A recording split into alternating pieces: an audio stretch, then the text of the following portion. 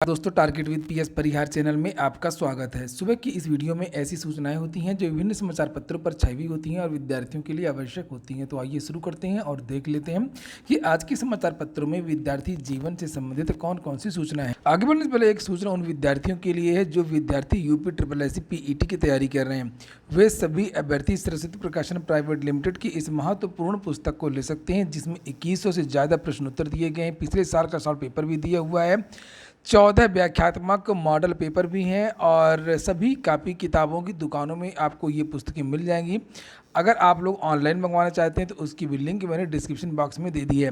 सरस्वती प्रकाशन की ये पुस्तकें यूपी SSSC का जो सिलेबस है, PET का जो सिलेबस है, यूपी SSSC के जो पैटर्न है उसको आधार बना करके तैयार की गई हैं। और भी बहुत सारी पुस्तकें सरस्वती प्रकाशन की आती हैं, चाहे वो रेलवे ग्रुप डी हो, चाहे पुलिस कांस्टेबल हो, चाहे वो TGT और BGT हो। चलिए शुरू करते हैं आज की सूचनाओं को। और सबसे पहले बात करेंगे उत्तर प्रदेश लोक सेवा आयोग। लिखा हुआ चिकित्सा अधिकारी के 611 पदों पर आवेदन शुरू हो गए। उत्तर प्रदेश आयुष विभाग के तहत चिकित्सा अधिकारी आयुर्वेद के 611 पदों पर सीधी भर्ती के लिए ऑनलाइन आवेदन शुक्रवार से शुरू हो गए और इसके साथ आयोग ने विस्तृत कार्यक्रम भी घोषित कर दिया है। अभ्यर्थी 2 सितंबर तक ऑनलाइन शुल्क जमा कर सकते हैं, जबकि अंतिम रूप से भरे गए फॉर्म को सबमिट करने की जो तारीख है वो 5 सितंबर रखी गई है। आयोग के सचिव जगदीश के अनुसार अभ्यर्थी आयोग की वेबसाइट पर जाकर के विस्तृत विज्ञापन देकर के आवेदन कर सकते हैं। PCS इंटरव्यू लिखा साक्षात्कार के अंतिम दिन अभ्यर्थियों से पूछे गए उलझाने वाले सवाल। इस बार जो इंटरव्यू हुए थे लोक सेवा आयोग में तो अक्सर पैटर्न को बदल दिया गया। किसी दिन ऑप्शनल विषय से ज़्यादा प्रश्न पूछे गए तो किसी दिन समसामयिक विषय से पूछे गए, किसी दिन विद्यार्थियों से पारिवारिक पृष्ठभूमि इत्यादि के बारे में प्रश्न ज़्यादा पूछे गए, तो किसी दिन विद्यार्थियों से स्नातक की जो विषय हैं स्कूली शिक्षा इत्यादि से प्रश्न पूछे गए। उसी क्रम में यहाँ पर लिखा कि उत्तर प्रदेश लोक सेवा आयोग की PCS 2021 के साक्षात्कार में अंतिम दिन अभ्यर्थियों से उलझाने वाले सवाल पूछे गए। एक अभ्यर्थी से पूछा गया निष्ठा और दीक्षा क्या है। एक अन्य अभ्यर्थी से पूछा गया कि भूगोल की 3 यूनिक चीज़ें क्या है। इसके अलावा पूछा गया कि हाल ही में पश्चिम बंगाल में कौन सा विवाद चल रहा है। और एक अभ्यर्थी से साक्षात्कार बोर्ड ने पूछा कि कबीर के जीवन क्या क्या उद्देश्य है। कबीर के समकालीन कवियों के नाम बताइए। नाथ संप्रदाय के कुछ लोगों के नाम भी पूछे गए।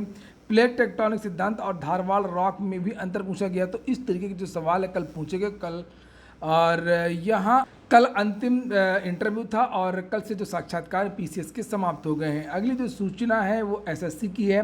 लिखा है स्किल टेस्ट में 4841 के सापेक्ष 3017 अभ्यर्थी शामिल हुए। कर्मचारी चयन आयोग का CGLE 2020 स्किल टेस्ट शुक्रवार को पूरा हो गया। यह परीक्षा 2 दिन तक चली। परीक्षा में 4841 के सापेक्ष 3017 विद्यार्थी शामिल हुए। SSC ने कुछ तारीखें भी घोषित की हैं, उसके बारे में भी जानकारी दी गई है। जैसे लिखा है कर्मचारी चयन आयोग ने शुक्रवार को 3 भर्तियों की परीक्षा तिथि घोषित कर दी है। Combined higher secondary level 2021 tier 2 परीक्षा 18 सितंबर को होगी। CHSL 2021 टियर 1 परीक्षा का परिणाम 4 अगस्त को आएगा। और इसके अलावा हेड कांस्टेबल मिनिस्ट्रियल और दिल्ली पुलिस भर्ती की परीक्षा 10 से 20 अक्टूबर तक कराई जाएगी। कुछ और भी सूचनाएं हैं ऊपर, जैसे यहाँ पर लिखा हुआ प्राप्तांक और कट ऑफ जारी किए हैं उत्तर प्रदेश लोक सेवा आयोग ने। UPPSC ने शुक्रवार को चिकित्सा शिक्षा विभाग में असिस्टेंट प्रोफेसर सीधी भर्ती के 10 प्रकार के पदों के लिए 2020 और 21 में जारी विज्ञापन का जो प्राप्तांक और कट ऑफ इत्यादि वो वेबसाइट पर जारी कर दिया है। अगली सूचना असिस्टेंट प्रोफेसर भर्ती की है। लिखा 140 असिस्टेंट प्रोफेसर को कॉलेज आवंटित कर दिए गए हैं। प्रदेश के अशासकीय सहायता प्राप्त महाविद्यालयों में विज्ञापन संख्या 50 के तहत 4 विषयों में असिस्टेंट प्रोफेसर के 140 पदों पर चयनित अभ्यर्थियों को शुक्रवार को कॉलेज आवंटित कर दिए गए। अब बात करेंगे यूपी SSSC PET लेखपाल की जो परीक्षा हुई थी 31 जुलाई को, उसमें आंसर की जारी कर दी गई और ये कहा गया है कि 7 तारीख तक विद्यार्थी आपत्ति दर्ज करा सकते हैं अगर किसी उत्तर में सहमति नहीं है। बहुत सारे विद्यार्थियों ने जो आपत्ति है वो दर्ज कराई है। आप लोग भी ज़्यादा से ज़्यादा आपत्ति दर्ज करवा दें। आज 6 तारीख है और कल है 7 तारीख। कंपटीशन बहुत ज़्यादा है, एक नंबर की मारामारी है। और वैसे मैं बताऊं कि विद्यार्थियों ने 15 क्वेश्चनों में 15 अलग अलग क्वेश्चनों में आपत्ति दर्ज करवाई है। इसके बारे में मैंने कल वीडियो बनाया था और आज दोपहर में एक विस्तृत वीडियो बना करके आपको बता दूंगा कि किन किन पर आपत्ति दर्ज हुई है। और आप लोग चाहें तो आप लोग भी आपत्ति दर्ज करवा सकते हैं।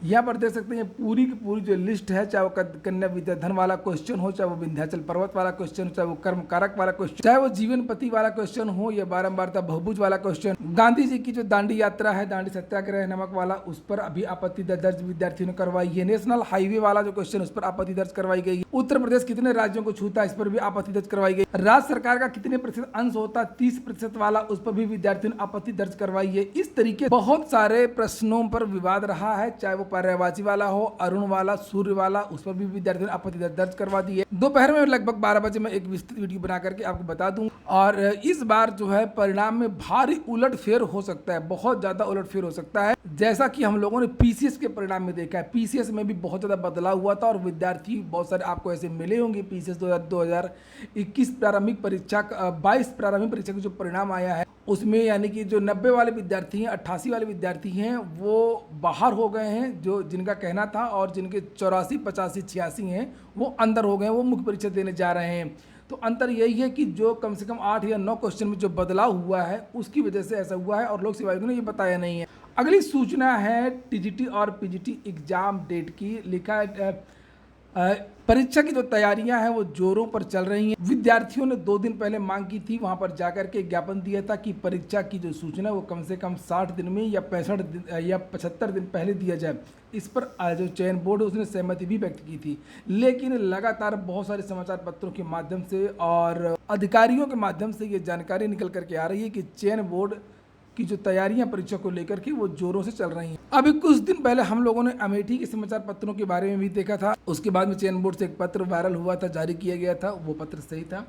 और कल जो है हापुड़ की जो जिलाधिकारी हैं, लिखा है कि मेधा रूपम IAS और DM हापुड़, उन्होंने भी ये फेसबुक पर ये पोस्ट किया कि यूपी टीजीटी और पीजीटी के सेंटरों के संबंध में बैठक की गई है, जिसमें अधिकारियों को निर्देश दिए गए कि सही कुशल ढंग से समस्त सेंटरों पर समस्त व्यवस्था की जाए, जैसे CCTV, शौचालय, फर्नीचर, पानी इत्यादि। और सभी जो विद्यार्थी हैं वो तैयारी करते रहें, टीजीटी और पीजीटी के जो भी हों। और पूरी उम्मीद है कि इसी महीने चयन बोर्ड के द्वारा जो तारीखों का ऐलान है और विस्तृत कार्यक्रम है वो जारी किया जा सकता है। अगली सूचना है TET CTT आवेदन अर्हता में बहुत बड़ा बदलाव। हालांकि कल ही मैंने इसके बारे में आप लोगों को जानकारी दी थी। लिखा है शिक्षक प्रशिक्षण कोर्स में प्रवेश भी TTE के लिए अर्ह।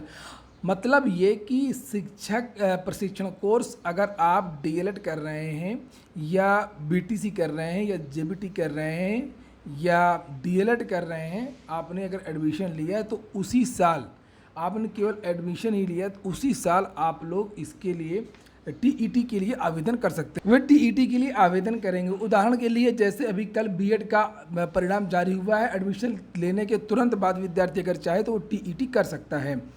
ये देखिए लिखा, किसी भी शिक्षक प्रशिक्षण कोर्स यानी TTC में प्रवेश लेने के बाद छात्र छात्राएं शिक्षक पात्रता परीक्षा यानी TET में शामिल होने के लिए योग्य हैं।